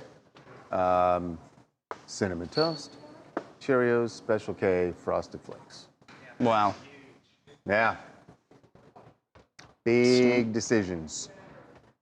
So, vote in the poll. What would you absolutely hate to get today? Probably Special K, right? Yeah, I've never been a big Special K guy. All right, guys, you know which one to vote for? Oh. Here we go. We'll see. We'll see how much hate there is on the internet. All right, poll is or live. if there's kindness on the internet. Is there kindness? Has Harvey ever shown you the Paris Hilton? What? Did he show you the Paris Hilton paint drawing? We have a drawing from Paris Hilton? Yes. Oh my God. This is... Oh my God. She drew this when she was briefly in jail for the DUI. And she wrote this: Dear Harvey, just wanted to thank you for your fair and unbiased reporting of the events in my case.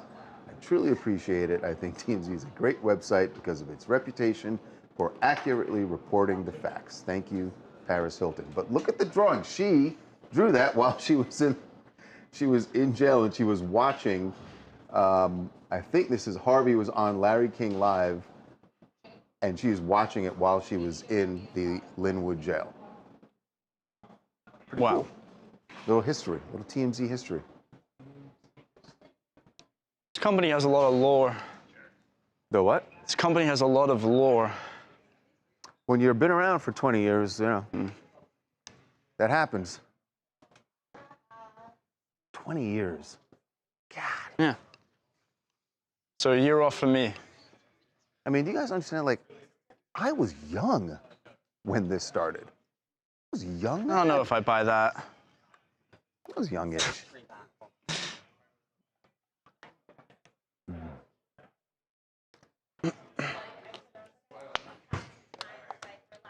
What was that, Danielle? Get to. Okay. Can we get a monitor over here? We have a winner. You can't have a winner yet. Well, we do. It's Really? by a landslide. All right. Is the internet about hate or about kindness? Let's see. Frosted Flakes. Somewhere in between. Somewhere in between. That makes sense. That makes sense.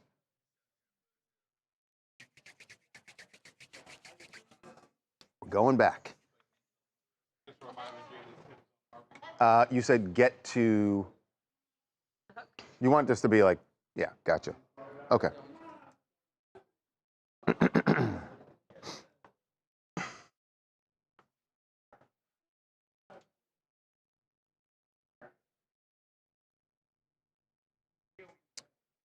3, 2.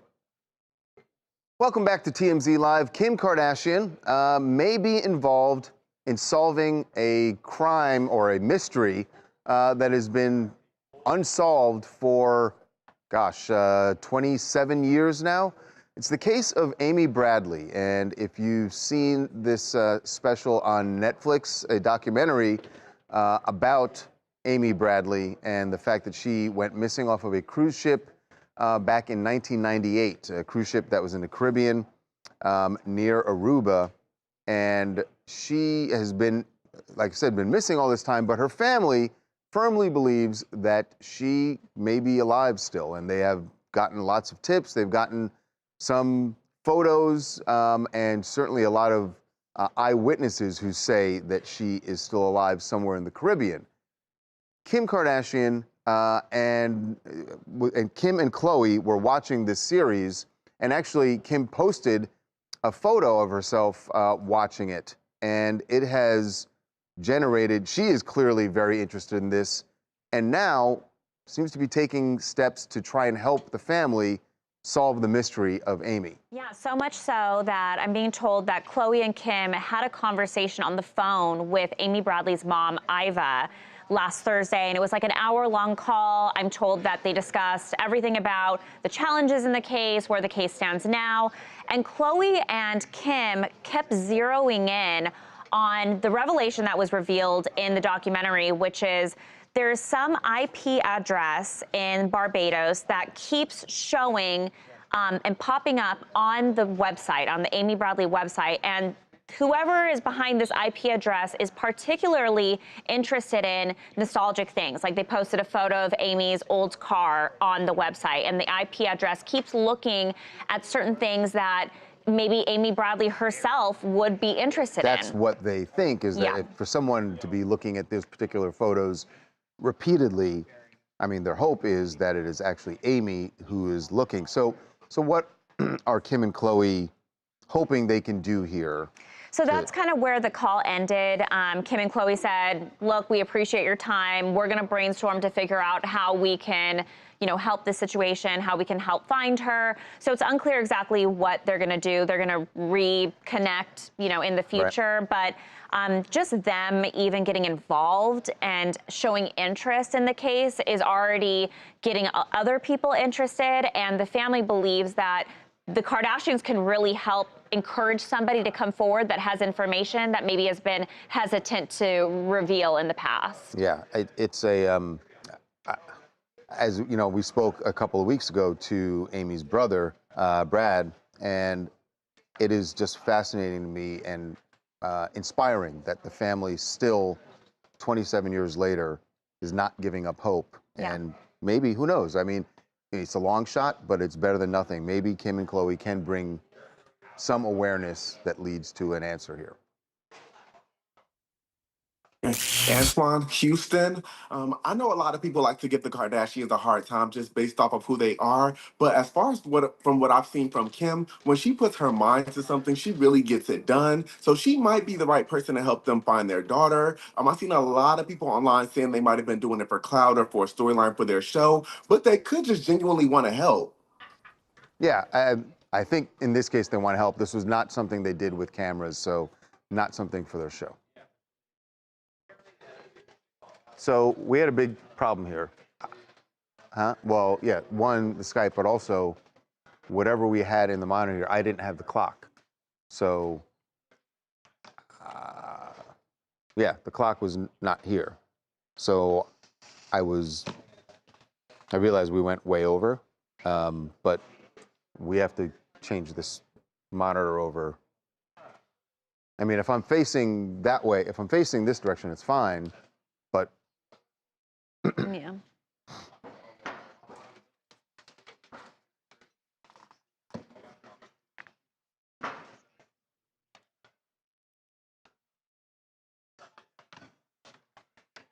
Okay.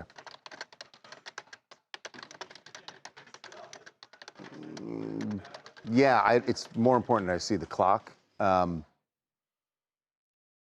my bad. If it was there, I didn't see it. But I realized at some point, like, when Charlie was wrapping up, and I was wondering where we were on time. And I guess because we were over, it was already off there. And all right. Yeah, I mean, one on over by the mics on sign. So where are we going, RFK? Sorry, guys, sorry about that. We were talking about, we went way over on that segment, and I screwed up. Wow, that's twice now. Damn. What's going on with you today? I don't know. Lack of good cereal. All right, so where are we going now? RFK? Yep.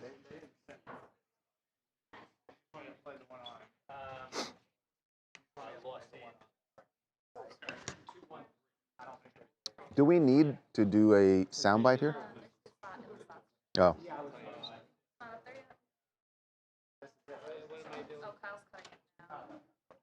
Okay. Oh man. I think I'm so thirsty because I'm fighting this cold. Yeah, you're good. If that's a thing.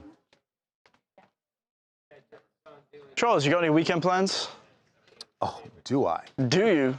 Let me tell you what's going on. Got going on. Nothing. Nothing at all.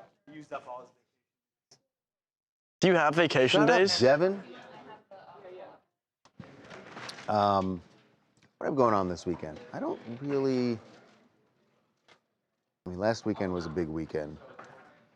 I didn't really plan anything. I'm hoping that the weather stays good. There's a phenomenon that happens here, and I know people who are not in Southern California are going to say, quit your bitching.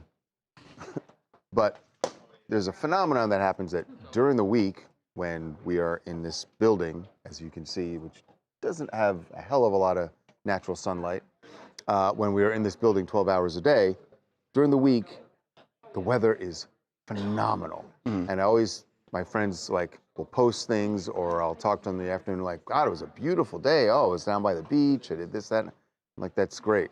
And then the weekend comes, and then it's cloudy. And I don't get to enjoy the wonderful weather at the beach. Wow. It just always happens that way. So I'm hoping if the weather's nice, what I would do, I'd go for a bike ride. Cool. I think Devin's got this video. Go check out. You got the video now? Yeah. All right. Well, wait. Do you want to know about my weekend plans or not? See, Not that really. was rude. You asked about my weekend plans, and then as soon as he had the video, then you don't want to know. Oh yeah, you got into bike riding, and I'm like, oh, okay. Okay. All right. All right. I thought you were gonna say something cool. I didn't say it was gonna be exciting. Like, at least go skydiving or something. Don't ask a question if you don't want the answer. I did want the answer, but the answer you was wanted lame. an exciting thing. You wanted me to say, He complained about the weather and then said he's gonna go on a bike ride. Yeah, exactly.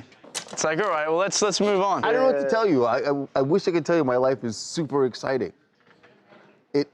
I shouldn't say that. My life is exciting, just not every weekend. This is again. Is this more of an exciting weekend for you? Last you get to look up at the sun. Exciting, and this weekend will not be as exciting. It's okay. Oh, okay. You never know what you'll get into. You know. You gonna go play shuffleboard? Yeah, I do. Yeah, is that what you're gonna do? He actually has a shuffleboard. You have a shuffleboard? Yeah. Of course you do. No. Hold on. Of course you not do. Like old. Yeah, that's what I'm saying. No, I have like the bar game. The bar game. Oh, okay. I've got one of those at home. I mean, yeah. You do get the little pucks. It's cool. Yeah. Good for all your friends at the retirement home who can't stand up. Just play it on the table. Listen, some of those retirement homes are really nice. I'm just saying. They have great amenities. I'll get there. Yeah, how's that gonna work? Because usually people their kids get them into a retirement home. Do you have someone that's designated to do that for you? It's not gonna be me. Wow. No, it's not gonna be me. I don't have a child who's gonna put a next of kin. But I have 8 nieces and nephews. There you go. One or more of them will be more than happy to send me off to a retirement home, I'm sure. Ready? And move right into your house. Let's go get it. They'll be like, you're not going to need this house. Ready? What were they even doing? So what does the soundbite start with? Not gonna play it. Yeah, just so I know. Change a bad mood if you want to get out of your loneliness. This travel loneliness. Yeah, you get the gist of it. What is Ready? this for though? Basically like a health service announcement, right? Essentially. Uh-huh. What is Oz's I'm with Daniela. Let's go. RFK Jr., the U.S. Human Let's go. Just supposed to All right, here we go. Anytime.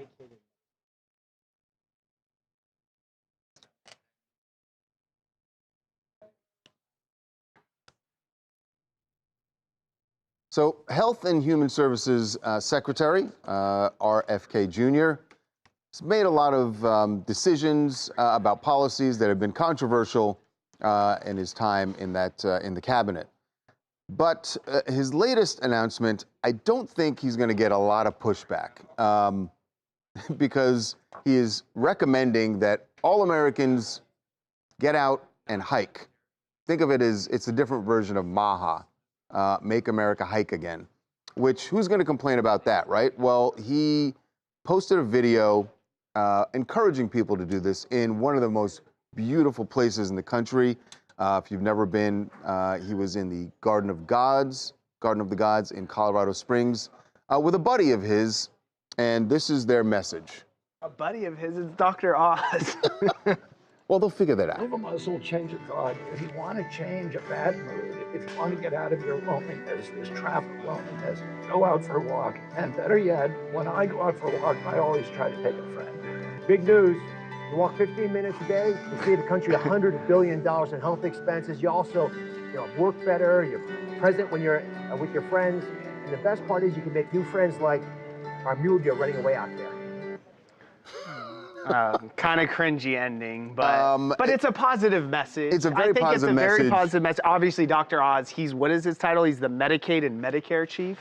So he's also obviously in the country's healthcare government. For a couple of guys who certainly have been controversial, this is not, but I will say if you watch the full video, the controversial thing is a little cringe, is that he's hiking and he's climbing rocks in jeans. I mean, that's his thing, though. We saw him, wasn't he at Gold's Gym working out in jeans? Like, he's always wearing jeans. He works out in jeans, he goes swimming in jeans. Yeah, I think that's just his thing, but people are making fun of him, but I mean, he's 71 years old. Dr. Oz is 65. They both look pretty good. Honestly, they're getting around pretty well for their age. They're in great shape. I would suggest get out and walk for 15 minutes.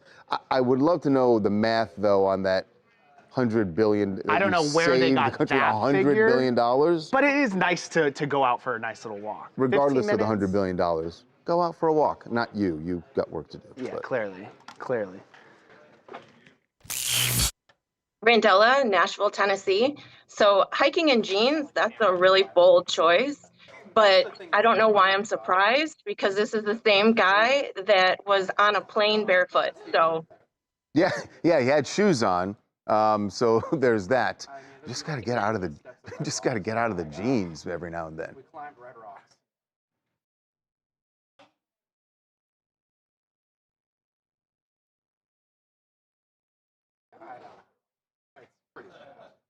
Daniela, you still there? Last time I saw RFK was in a video swimming in a contaminated river with his kids. Yeah, and had jeans on. Wow. Wow. What do you have to say to that? Yeah, that was that really dirty river in D.C. that he should not have been in. Listen, this guy, he picked up a dead bear carcass and then left it. So, I don't know. Fair enough. Judgment is what you're looking for. You know what people really want to hear about? And it was our topic for our TMZ Live post today, which is the full video from, what am I saying? The full episode from yesterday is up, and it's about Wendy Williams. People want to hear about Wendy Williams. Oh, well, we're going to hear about Wendy Williams, I think. Is that where we're going next? Let's do it. Tell me again where we are, guys. Guys, we're about to give you guys an update on Wendy. Wendy and then viewers. Wait, I'm sorry. Wendy and Tim's, and then got it. Okay. Where's Tim? Okay. All right, let's go. Sorry, my head is. Ooh. Okay.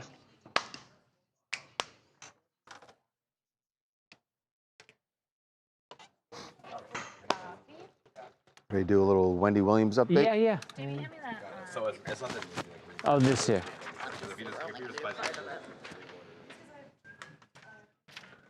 So just the middle one, let me be clear, guardianship. Okay. True. Just the middle one. 1250. The claim is false. 1250.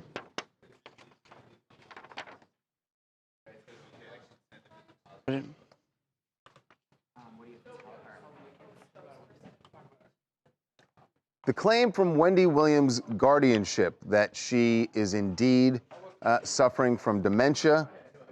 This is what they came out and said that this was the results that they got back from the medical evaluation that she went through. Well, that claim is not sitting well with Wendy or her attorney, Joe Tacopina, who gave us his reaction to these, I say, alleged test results. I believe that there were test results. Yeah. What Joe isn't buying is what the actual results were. He's saying that there's some bias on the part of the other side here. Yeah, the Guardian. The Guardians, because they hired their own doctors to perform the tests, and he's also saying that he and Wendy have not received the results of those tests, and they deal with Wendy's, cognitive. What her cognitive abilities are, Right. and this is what Joe told us. He said, "Let me be clear: the claim is false and is being spread by a party with a vested interest in keeping Wendy trapped under this excessive and restrictive guardianship." So he didn't say who it is, but you can. It's pretty clear, very thinly veiled, pointing in the direction of the guardianship. All right. Yeah. So more to come from that battle, I'm sure. All right, it is your favorite time of the week. Tim is here with his readout. What's going on? All right, so Charles, I know you're in pretty good shape. How long can you do a plank for? Oh, a long time. Like minutes, seconds? What are we talking You're here? not going to challenge me right now. I mean, maybe, I don't know. No, I can do minutes. No, I could probably do a couple of, at least 2 minutes. Okay, well, that's pretty impressive. Next time you do that, try that while hula hooping, like this guy here. So he's doing his plank, working out. He's got the hula hoop. Nope. And he's actually, doing a pretty good job. The hoop is going along with no hiccups there. And Can I tell you something? Yeah. I feel like that makes the plank easier. No? Oh, because you're moving? Yeah. I mean, I would like to see you try, but That's not going to happen. But yeah. all right. Well, he actually did it for over 7 minutes, so there's that. Well, that is impressive then, no matter what. All right, so some people skateboard, and some people skateboard while lighting the skateboard on fire. Don't try this at home, but this is pretty cool. So this guy here, he's got Thank you for saying that. skateboard, and then he has "Love You" written out, I guess, with lighter fluid there, and he goes down the ramp and "Love You." That seems. Yeah, definitely do not try that at home. Yeah, but I mean, it's So many pretty reasons. cool, though. I mean, right? It looked cool. Yeah. What if he fell? Yeah, that would be You got a problematic. bunch of lighter fluid in your. Yeah, that would not be good. Don't fall. All right, so everyone's played dodgeball. It's a fun game, but Oh my gosh. This might be the most unfortunate dodgeball match here for this guy. So he gets hit in the face, and then in the groin, and then in the face a third time. So for good measure, he was definitely out there. So, but yeah, he's okay, obviously. But He's okay. Yeah, I mean, not good. yeah, he's alive. Yeah. But I don't know if he's okay. Yeah, but yeah, there you go. So. It takes me back to elementary school. Yep. Yeah. Fun stuff. Good times. All right. All right, see ya.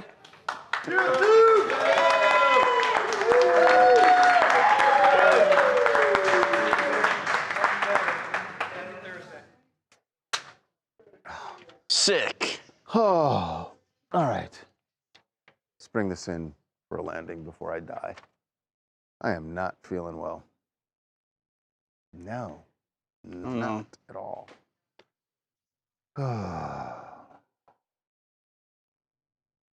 Yeah. And the quicker you make it go, the easier it'll be. Who? Yeah, we got Adrian Brody. I'll be better tomorrow, guys. I just need some Zycam. Not an endorsement, just a product that I happen to use. What's the scenario here?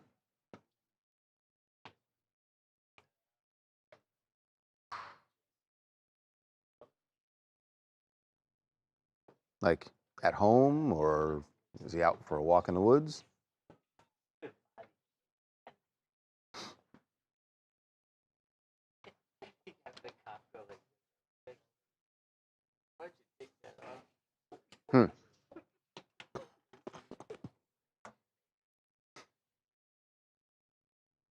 All right. All right.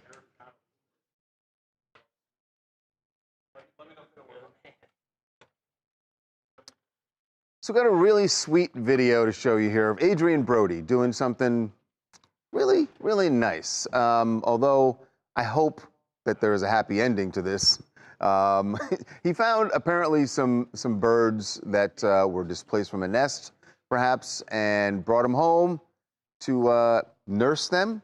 But he's not the only one looking over these birds. So that's really nice. Right, he's got the syringe out for these 2 baby birds. Is it 2 or 3 in there? What do you think about that, buddy? The problem is, his cat is taking a whoa, hey! Do not leave those birds unattended, Adrian. I hope he's going to find a professional, like a vet or someone, to take over care of those birds, because that cat is way too interested. Reminds me of Tom and Jerry. Anybody remember Tom and Jerry? No. Where's Harvey when you need him? Where's the old guy when you need him? That's going to do it for us. We'll see you tomorrow. All right, and I think that marks the end of stream as well. Guys, what to say? I'm just going to go home and take some Advil. Some Advil, nice. What else? I don't know. See what's in the cabinet. Shake this off. All right. It's going to be all right. I think I'm going to stream in Studio 2 at 12 p.m., so in about half an hour, just answer some questions. Nice. But yeah. Nice. Is this you like to make up for Angela not being able to do it? Yeah. So and also I'm out tomorrow. And also So I've said I would like all week and I just haven't. So yeah, I'll be up for a little bit. Empty promises, Jackson? A little bit. But today I plan to fulfill my one-on-one stream promise. So good. Stick around. Be a man of your word. Live. See you tomorrow, guys. See you tomorrow.